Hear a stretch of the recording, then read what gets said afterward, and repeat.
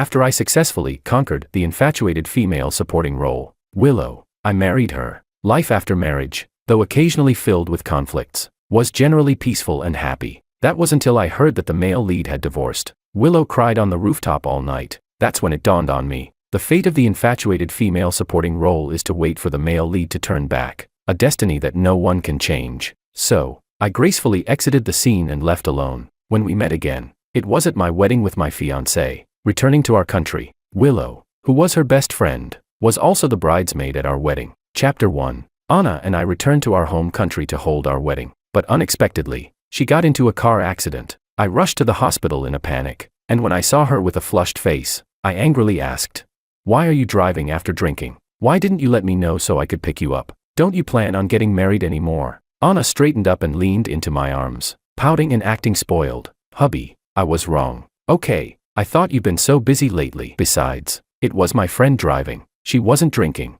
Who would have known something like this would happen?" As soon as she finished speaking, there was a sound from the next bed. My fiancé yanked aside the curtain and said irritably, "Is she awake? Good. Then hurry up and tell my husband the truth. If he gets mad and doesn't want me anymore, you're dead." I sighed helplessly. Even at a time like this, she's still so carefree. Her friend remained silent. Anna glanced over, and just one look made her frown. She disapprovingly said, "Willow, what are you looking at?" Upon hearing this name, my heart tensed. Could it be? My body stiffened. I slowly turned around. The moment I locked eyes with the woman, my breath hitched. Willow, my ex-wife, the woman I once tried to conquer. Chapter 2. When I arrived in this world, the male and female leads had already developed feelings for each other. Willow was very depressed, and her grades had plummeted. I had to follow the system's requirements to conquer her in order to survive. For this, I used every means possible. She liked the male lead, a sunny, cheerful, and warm guy. So, I tried to mold my personality in that direction. Every day, I relentlessly tried to talk to her, bring her breakfast, surprise her on holidays. Even if she gently rejected me, I pretended not to understand, persistently following her around. But in reality, I was a quiet, introverted person. No matter how hard I tried to act, it was always superficial in the end. I once thought that conquering her was hopeless. Then one day, the system suddenly spoke. "Host, your conquest value has reached 100. Congratulations. You have obtained permanent residency in this world." It said that,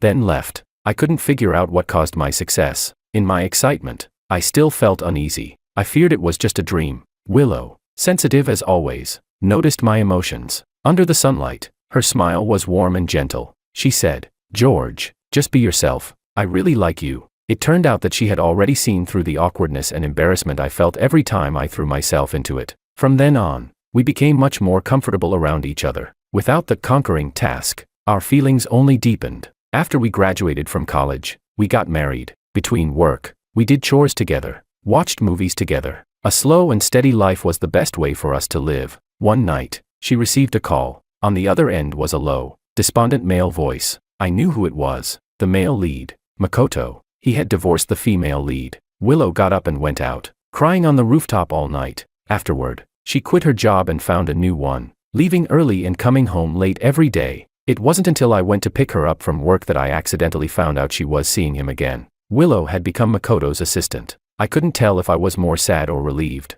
I thought maybe it was time for me to change my way of life. We didn't like to argue, so when I proposed a divorce, she didn't hesitate to agree. As for the division of assets, she voluntarily said she didn't need anything except what was rightfully hers. So, with the bonus from my successful conquest, I could say that I had gained a new life through her, without much of the struggle I had expected. I sincerely wished her happiness, and 5 years later, I found my own happiness. But fate had other plans. Willow is the best friend Anna mentioned before returning to her country. Chapter 3. The intensity of Willow's gaze on my face was too strong to ignore. Even Anna noticed something was off. She furrowed her brows, and her voice became cold. Anna asked, "Do you know George?" Hearing my name, Willow's lashes fluttered. Her pale lips lost even more color. But I spoke first. "Oh, we were high school classmates. We've met a few times." Willow's emotions quickly returned to normal. She propped herself up with one hand and sat up. Giving me a polite smile, she said, "George, long time no see." Anna's expression softened a bit, but she wrapped her arm around mine. She deliberately showed off the diamond ring on her finger. It was like she was declaring ownership or perhaps issuing a warning. She shot me a glare and said, "She's not as pretty as me. Stop looking at her." I couldn't help but laugh. The tense atmosphere gradually eased. I didn't look at Willow anymore. It was as if we were just strangers who had crossed paths a few times. Anna had just a few minor scratches. Nothing serious. After I finished the discharge paperwork for her, I turned around, and Willow was right behind me. Her right hand was in a cast, and she looked a little worn out. Chapter 4, I said.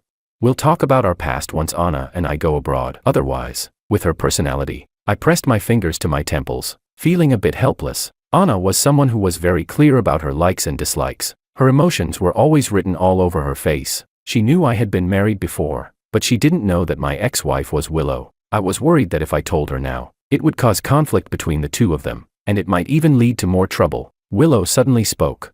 Do you really like her? Her question caught me off guard. I hesitated for a moment and replied, yeah. It still felt weird talking about this with an ex. The air went silent for a moment. I had just stood up when a man's figure rushed toward us. He passed by me and went straight to Willow, naturally pulling her in to check on her. The man frowned and said, Willow, why didn't you tell me about the car accident?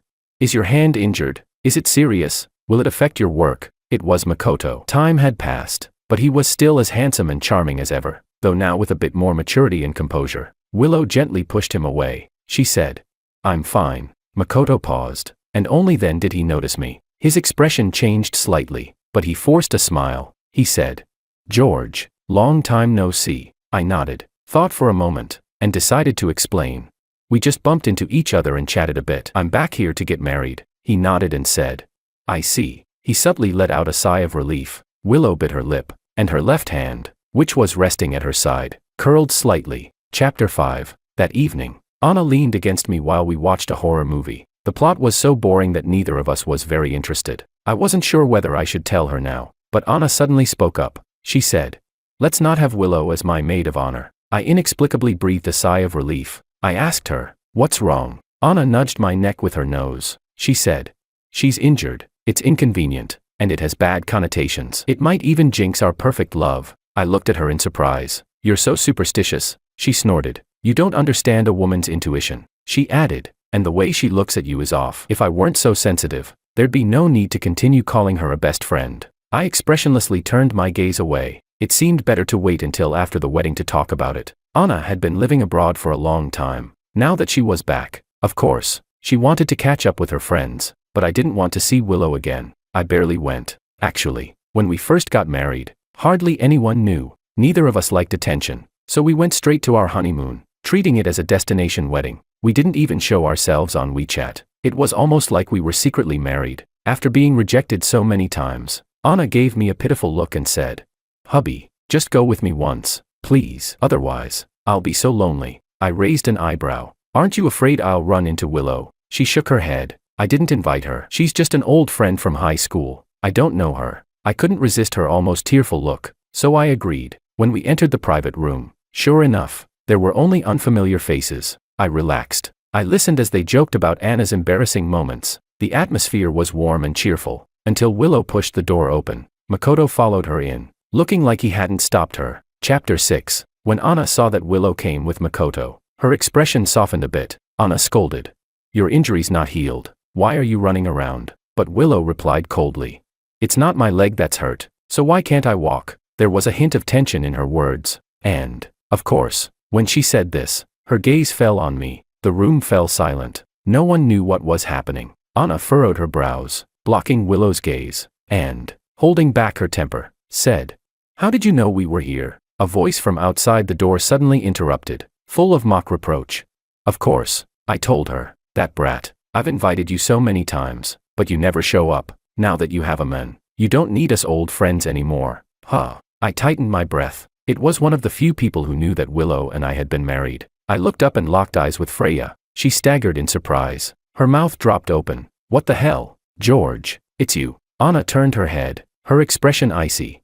You know him. Freya realized something was wrong and tried to cover it up. She stammered. We've met a few times. Just surprised. That's all. Ha. Anna's lips turned pale, her fingers gripping the corner of her clothes, her body stiff as a drawn bow. Someone tried to step in to smooth things over. Unexpectedly, Anna didn't press further. She said, It's too late today. We'll skip the next round. I'm going home with my husband now. I stood up and took her outstretched hand. Feeling her tight grip, I realized how angry she truly was. I kept a calm expression, offering an apologetic smile to everyone. I said, "Sorry, we'll catch up another time." Willow's gaze moved away from our tightly held hands. She seemed like she had been drinking, her eyes red. She said, "He's my ex-husband." Chapter 7. Her calm voice was like a spark falling into a powder keg. It ignited the anger that was already about to boil over. Anna suddenly yanked her hand away. She slapped Willow hard across the face, breathing heavily. She yelled, "Why are you bringing this up now? What are you trying to say?" Makoto stepped in front of Willow, frowning. "Anna, what are you doing?" Willow's still injured. Anna pulled her hand back and coldly sneered. "She's trying to seduce my husband. She deserves it." Makoto pointed at Anna angrily. "Are you out of your mind? What nonsense are you talking about? They're in the past. You all grew up together." Makoto glared at Anna, but Willow brushed him off. Her gaze moved past the crowd, landing squarely on my face. Our eyes met, and the calmness was gone. "It's not the past," she said. Her voice was soft, almost as if she were speaking to herself, but it was clear enough for everyone to hear. The room was deathly silent. Freya covered her face, unable to watch. Makoto looked at her in shock. His face turned pale, his lips trembling, but he still couldn't speak. Willow stood up and walked toward Anna. She ignored the swelling on her cheek, her eyes filled with a frustration I had never seen before. She bit her lip and said, "Trying to seduce your husband," she continued. "He was my husband. You're the one who ruined someone else's marriage." Anna, burning with rage, shouted, "Willow, go to hell." In the next second, she slapped her again. Each slap was harder than the last, although Willow's hand was in a cast, making her unable to fight back. She wasn't willing to give up. Constantly cursing, the two of them tore into each other right in front of everyone. This time, Makoto didn't intervene. Freya rushed forward to separate them, her face full of concern. "Stop, Anna. Willow's still hurt. What if you make it worse?" When her attempts to stop them failed, she looked at me for help. "George, please, make your wife stop." I coldly smiled. I said, "Let them continue. It's better if one of them gets knocked out." Both of them instantly froze. Chapter 8. The cool night breeze carried the salty scent of the river. It helped to disperse some of the anger that was still burning inside me. I looked coldly at the woman across from me, still injured, her face now with new marks. I asked, "Are you sober now?" She said, "I'm sorry."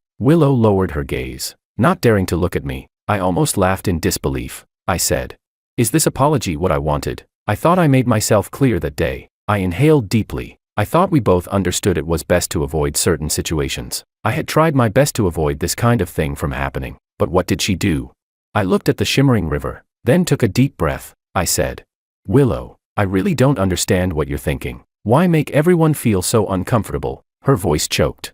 "I don't understand either. Just like I don't understand why you could leave so calmly back then. 5 years, with no word from you." Willow lifted her gaze, and her whole demeanor seemed drowned in intense sadness. She said, "George, all these years, I've been wondering, did you really ever love me?" I was stunned. I asked, "Does it even matter to say this now?" She said, "I want an answer." Her moist eyes stubbornly locked onto mine. I glanced over at Anna, who was leaning against the car nearby. The wind picked up again, almost as if it brought her restlessness with it. Willow followed my gaze. The emotions in her eyes became even more obscure. I told her, "I once loved you. Later, you became my comfort zone, my habit, like bottled water, but it was never to the point where I couldn't let go." Chapter 9. Willow and I traveled to many countries for our honeymoon. When we arrived on a tropical island, the tour guide said it was a famous paragliding spot. This was a thrilling activity I had never tried before. The colorful arcs in the blue sky, accompanied by the cries of exhilaration. My heart raced, and my body started to heat up. I was eager to try it, but Willow grabbed my arm and said, "It's too scary. Can we do something else?" Yet her gaze never left the stunning view for a long time. I could clearly see the nostalgia in her eyes. Makoto had once shown me pictures of them growing up together. There was one of them paragliding when they were 15. I was curious. At that moment, was she afraid? Or was she secretly cherishing the unique memory they shared?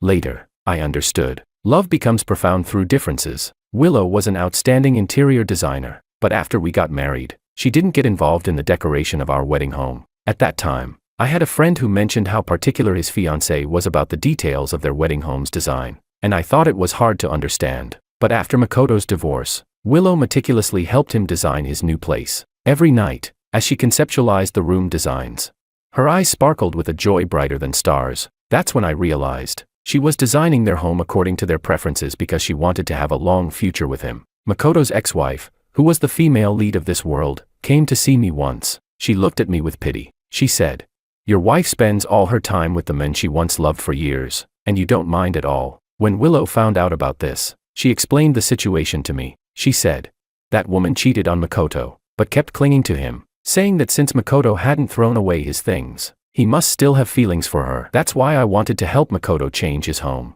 "Hubby, don't misunderstand." She rarely showed signs of panic. I spoke gently.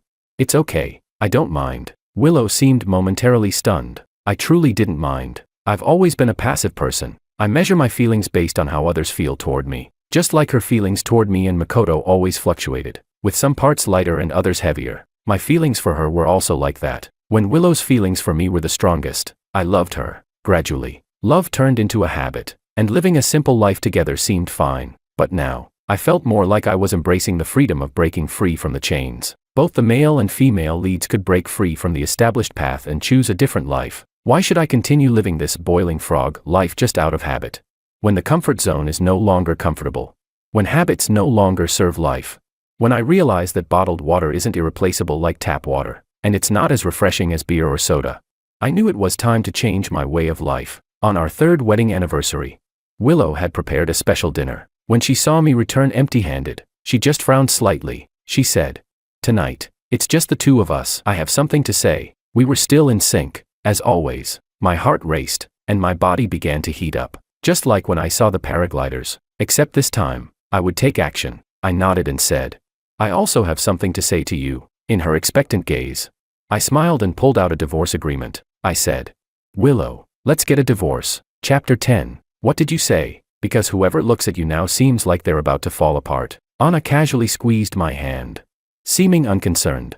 But her tone couldn't hide the underlying bitterness. I could tell she was upset, so I held her hand tightly. "Do you want to know?" I asked. The driver raised the partition without a word. She blinked, turned her head away, yet couldn't hide the sense of grievance in her eyes. She said, "Never mind. It wasn't convenient to talk in the car anyway." I glanced at our hands, tightly intertwined, unwilling to let go, so I decided to leave it at that. When I input the gate code, the chandelier in the center of the hall lit up. At that instant, Anna threw herself into my arms like a koala, hanging onto me and kissing me. Anna had always been the more passive one, but today her emotions were unusually intense. Her kiss was fiery and urgent, tinged with a hint of panic, as though she were refusing to wake up from a dream destined to be lost. So I lifted her up onto the entrance cabinet, and we deepened the kiss. After the kiss ended, the lights went out, and the room returned to darkness. The house was quiet, with only the sound of our intertwined breathing. Her hands were on my shoulders, trembling lightly, as though she was trying to calm her rapidly beating heart from lack of oxygen. Suddenly, I felt a slight weight on my neck. A cool sensation brushed against my skin. It was Anna's tears. I asked, "What's wrong?" She turned her face away, not wanting me to see her cry. After a long time, I finally heard her soft voice. She said, "George, you won't leave me again, will you?" Chapter 11. 5 years ago, after the divorce and leaving the country, the first thing I did was complete the paragliding challenge I had once hesitated to try. Due to lack of experience, I got a bit injured on my knee after the thrilling experience, but I couldn't hide the excitement on my face. Anna reached out and helped me. That was our first encounter. We were strangers passing by, but we had a pleasant conversation. She thought of me as another extreme sports enthusiast. After adding me as a friend, she shared many videos and photos with me. We occasionally went rock climbing, surfing, and skiing together. The few months we spent together were more exhilarating than the first half of my life. Anna introduced me to her friends, slowly deepening my sense of belonging to this world. Once, after we became familiar with each other, one of Anna's close friends teased,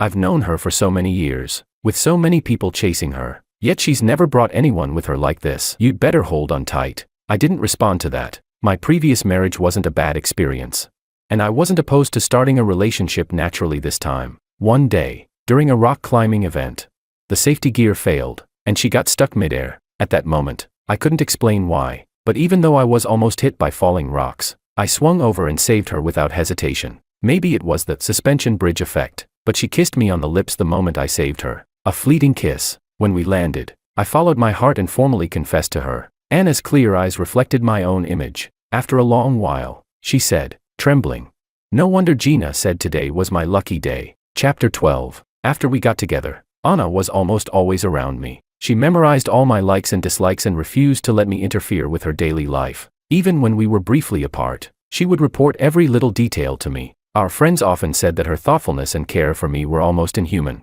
They couldn't imagine how a wild, adventurous girl like Anna could be so clingy in a relationship. But I was the only one who noticed Anna's hidden Yandere side. Her possessiveness was extremely strong, even to the point of obsession and madness. She couldn't even tolerate me having normal conversations with other women. But Anna hid it well. All the undercurrents of her emotions were carefully concealed beneath her gentle facade. Until one day, I accidentally found the diary she kept hidden in a drawer. It was filled with an overwhelming, intense love for me. She had even chosen to use pain to control her emotions. I once saw her in the bathroom, cutting her wrist, leaving streaks of blood. I had always been accustomed to reciprocating the same amount of emotion I received, but Anna's feelings had gone beyond my understanding. I couldn't keep up. Continuing down this path would destroy us both, so I broke up with her. Surprisingly, she didn't beg or harass me. The following year passed quietly, but every time I woke up in the middle of the night, I would recall the scene in the bathroom. People are complicated. We can't just accept everything, nor can we be completely selfish.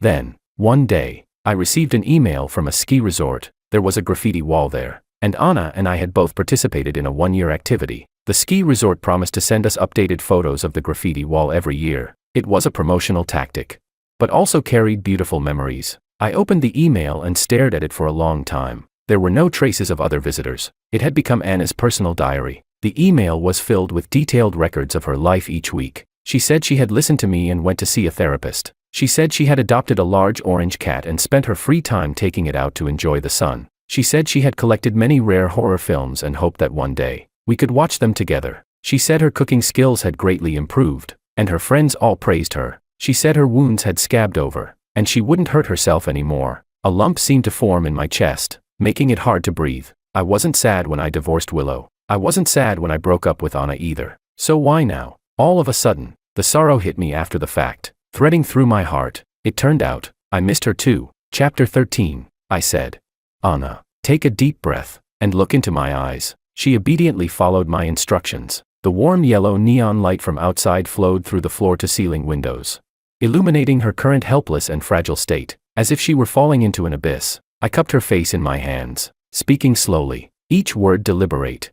It's precisely because I love you so much that I decided to wait until after the wedding to tell you this. You're afraid I'll leave you, and I'm afraid that because of my past, you'll hold it against me. Anna's wet eyes filled with confusion. She sniffled and said, You know I'd never think like that. I said, Of course I know. I knew her too well. She would only fall deeper into anxiety, constantly fearing that I would leave her, and at its worst, she might hurt herself again. All I could do was give her enough security. I said, But I don't want anyone to influence our wedding. You wanted to know what I said to Willow, didn't you? Anna tightly pressed her lower lip, lifting her head to look at me. I said, I told her I love Anna very much, and I hope you stay away from us. Don't try to sow discord between us. I asked.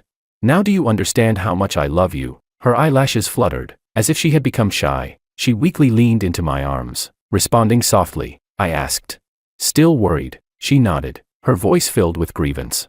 Yes, I'm worried. I sighed in relief. This was what I got for indulging her, but I was willing to spoil her. I leaned down and kissed her cool earlobe. I smiled and said, So, shall we enjoy tonight properly? Anna trembled, and the next moment, my arm muscles tightened. I carried her back to the bedroom, patiently, again and again. I made her feel my love for her. Chapter 14. Makoto stood at Willow's door for a long time. The fatigue and sorrow were etched deeply in his brow and eyes. He sighed, raised his hand, and input the code to unlock the door. Today was Willow and George's wedding anniversary. The decorations inside were exactly the same as 5 years ago. A vase with freshly changed flowers, a chessboard on the table, unfinished, from a game George hadn't completed. In the closet, George's clothes were neatly hung. Willow naively thought that George would come back eventually, but he was about to remarry. What exactly was she still holding on to?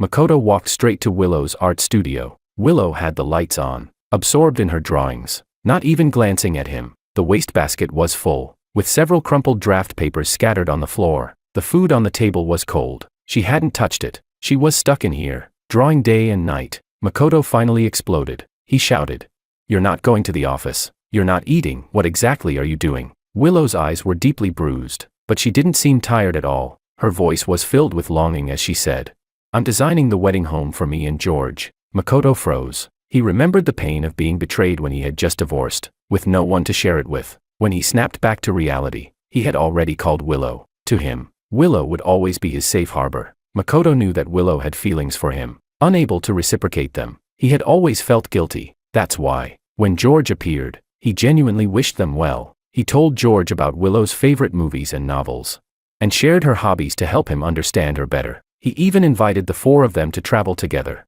But when he heard the news that they were together, he realized that the smile on his face was starting to fade. A voice inside told him, "This isn't right." This subtle feeling reached its peak on their wedding day, when he saw the simple text on the WeChat moment. He felt a lump in his throat. He couldn't help but wonder, will Willow really fall for someone else? Will she still care about me like she did before? That answer came to him in that phone call. Her voice was as caring and thoughtful as always. No matter what he said, Willow would immediately be there for him. Makoto sighed in relief. A smile unconsciously appeared on his face, but then he realized something was off. Willow was already married. He wasn't a bad person, so how could he keep thinking about someone else's wife?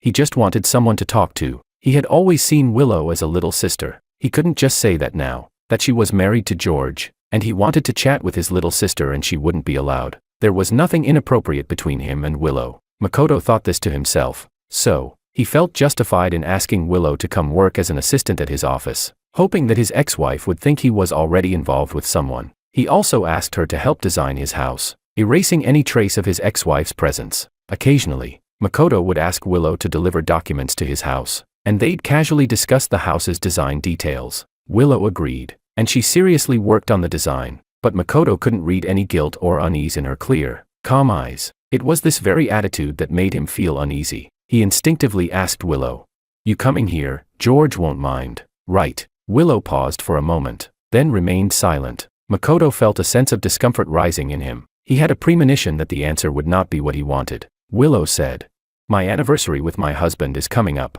I've finished the design, and your ex-wife isn't bothering you anymore, so I guess I can quit now." Makoto's mind went blank. The days of coming and going together reminded him of the time when they were inseparable. Now, he finally realized how precious Willow's feelings for him were. Makoto didn't want to let go. Chapter 15. After learning about their divorce, Makoto was initially shocked, but soon a wave of uncontrollable pleasure surged within him. He didn't care about the reasons behind their divorce. With George gone, he could now, without hesitation, pursue Willow. They had grown up together, childhood sweethearts. Wasn't it completely normal to support each other through tough times?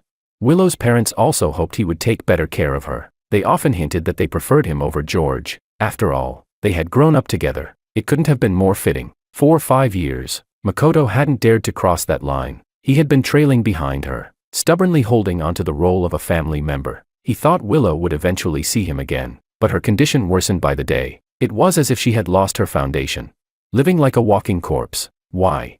They had known each other for over 20 years. How long had George been with her? How could Willow like him this much?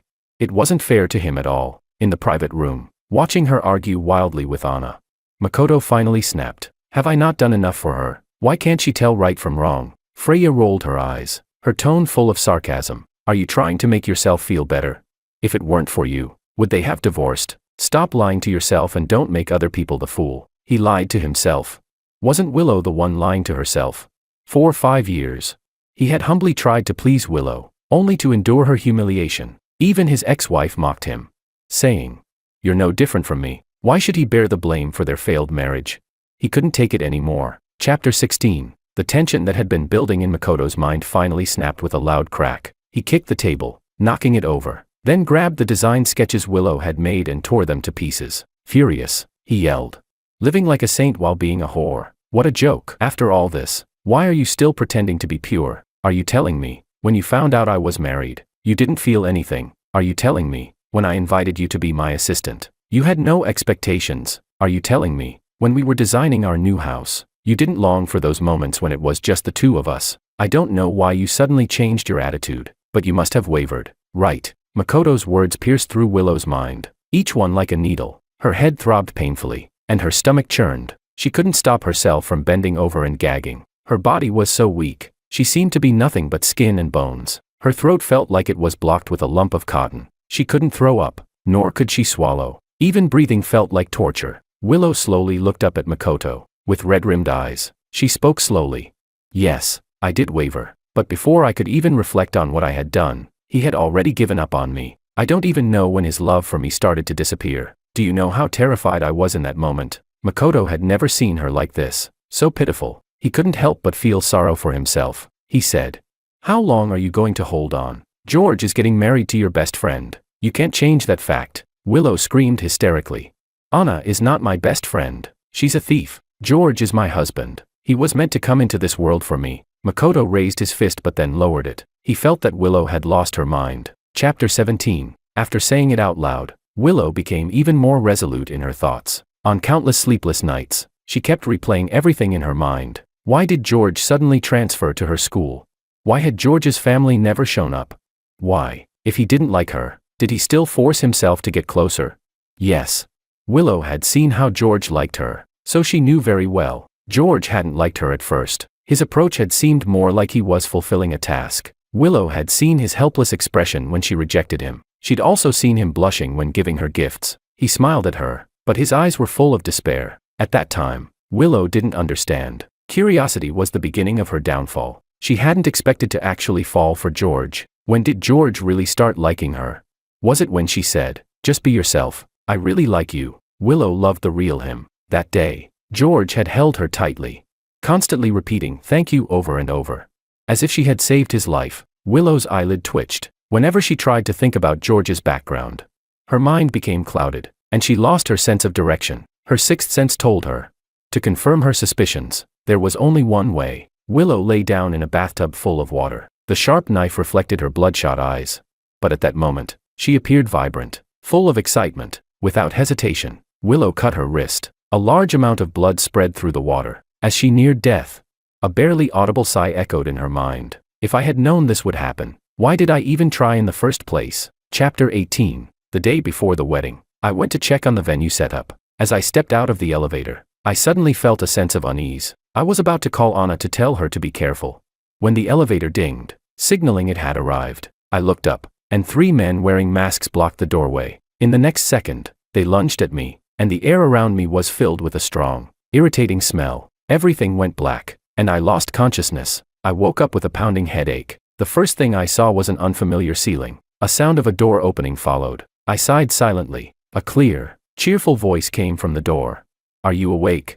Are you hungry? I'll make you your favorite omelette rice." The familiar voice made me momentarily disoriented. The sound of chains rattling brought me back to reality. I looked down to see heavy shackles locking my hands and feet, as if I were a prisoner. I sighed, unable to understand how Willow had become a yandere. I said, "Willow, people's feelings change. I don't like omelette rice anymore." She looked terribly thin. Her eyes, usually filled with a gentle smile like spring water, were now hollow and sickly. Willow paused for just a moment, then curved her lips into a smile. "It's okay. I'll make whatever you want to eat." A wave of exhaustion washed over me. How did we go from parting on good terms to this?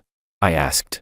"What do you want to do?" Willow's voice was light. She said, "I just want my husband to come home." I frowned, sensing something was very wrong with her state. I said, "How long do you think you can keep me here?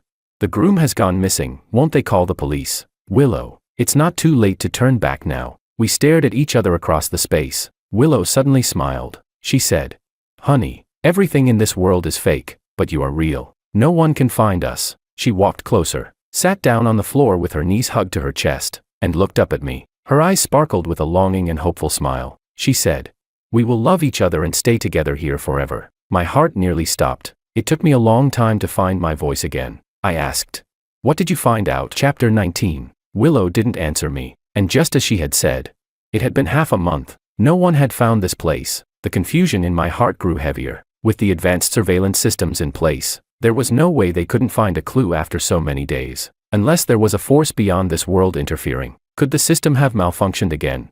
Willow, like a patient who had regained hope, returned to her usual light-hearted self. Every day, she would excitedly push me around the house in a wheelchair. She said, "Look here, this is the study I designed for you. When you're tired from work, you can lie down in the rocking chair and rest. Here, this is the entertainment area. We can play chess or cards here in our spare time." She said, "This is the open kitchen. Didn't we always think the kitchen was too small for 2 people before? Now, it won't be a problem." I paused for a moment, realizing her intent. Willow was making amends. This was the new wedding home she had designed for us. I found it absurd. I asked. Don't you think it's too late? Willow paused. She said.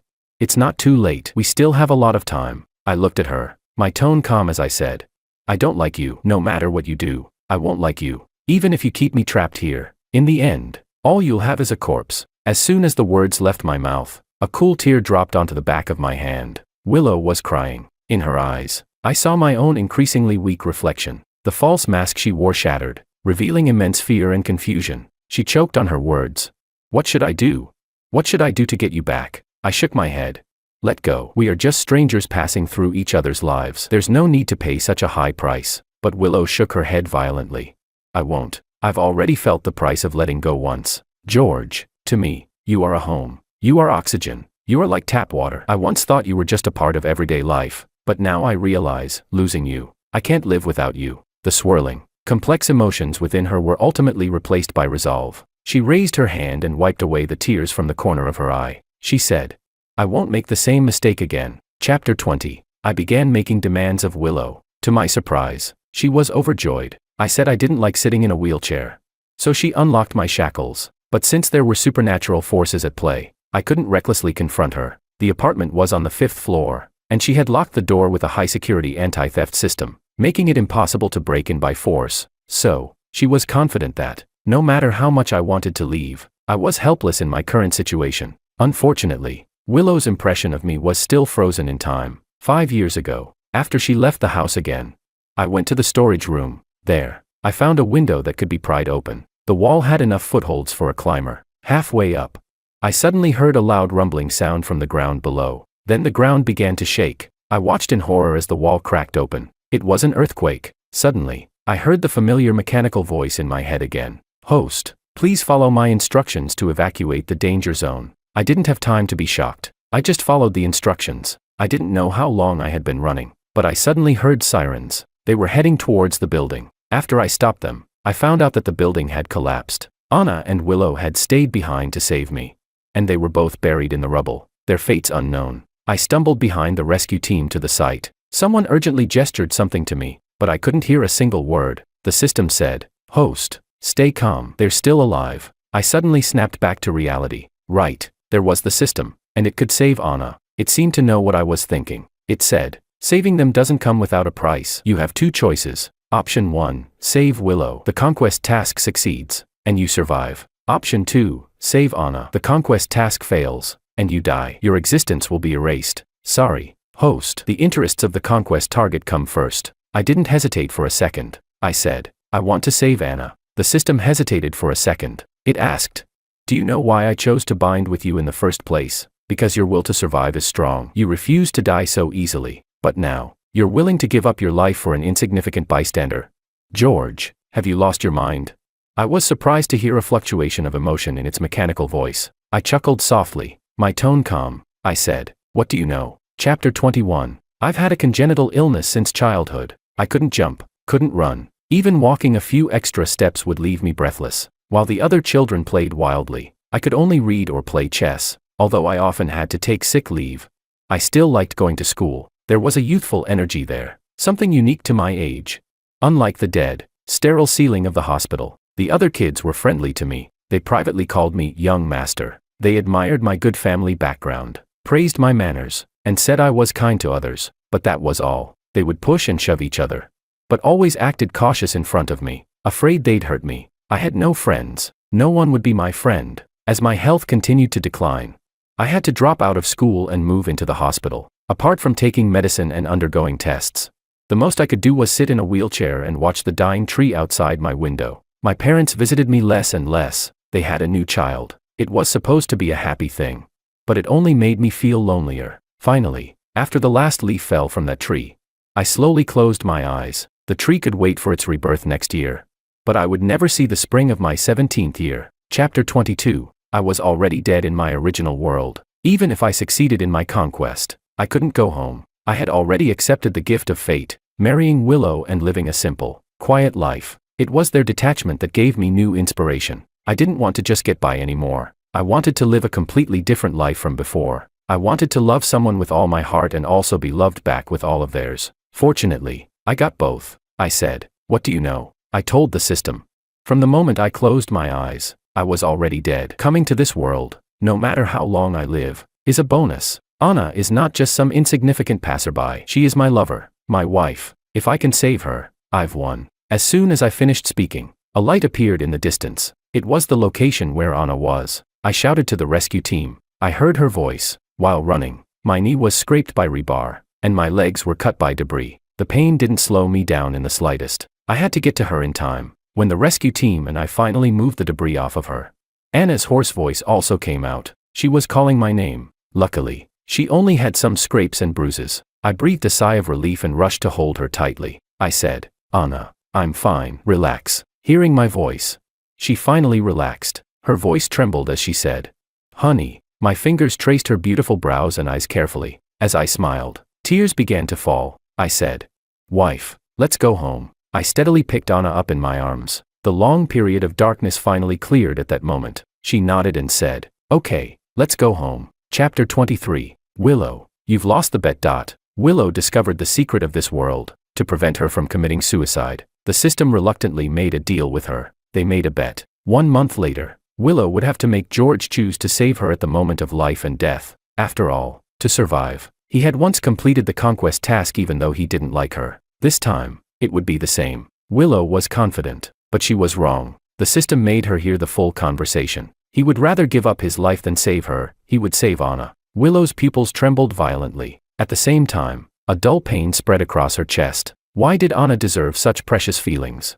She had come first. After all, George had come to this world for her. Willow's unwillingness turned into a tear at the corner of her eye. The system was merciless. According to the bet, your protagonist aura will be revoked, and your life and death will no longer affect the world's operation. George had already completed the conquest task. No matter what he chose, he would not be erased. But his resolve still shook the system. As compensation for deceiving him, he and Anna would live a smooth, trouble-free life for the rest of their days. The moment Willow's protagonist aura disappeared, a stone slab fell down. This also attracted the attention of the rescue team. She was seriously injured, fell into a coma, and was rushed to the hospital. In the final second before losing consciousness, she thought, if I had a second chance, would the outcome be different?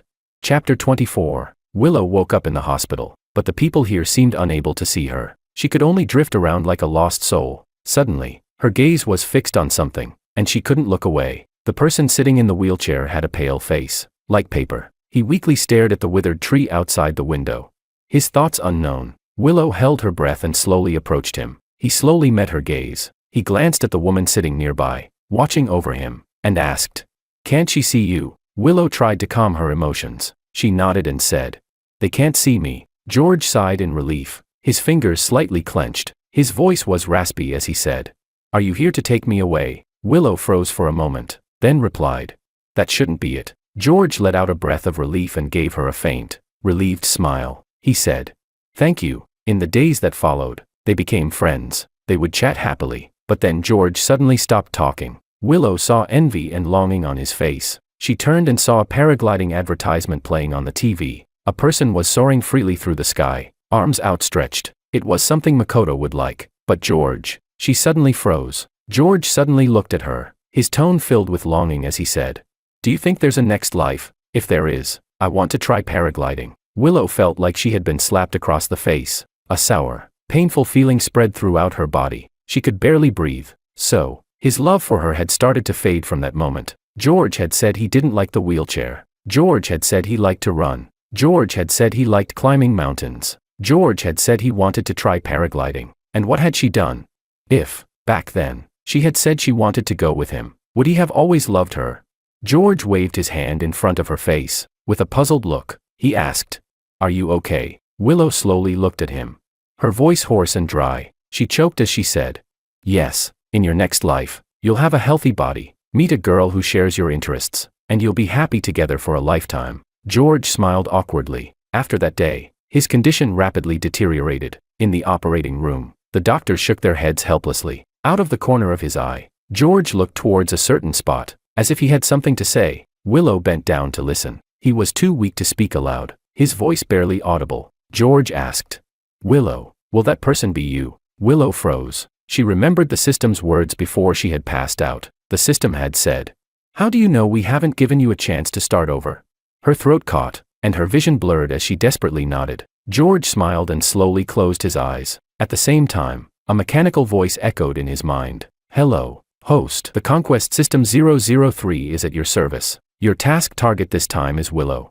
At that moment, in the ICU room, the heart monitor emitted a sharp beeping sound. A tear slid down the corner of Willow's eye. His heartbeat gradually stopped,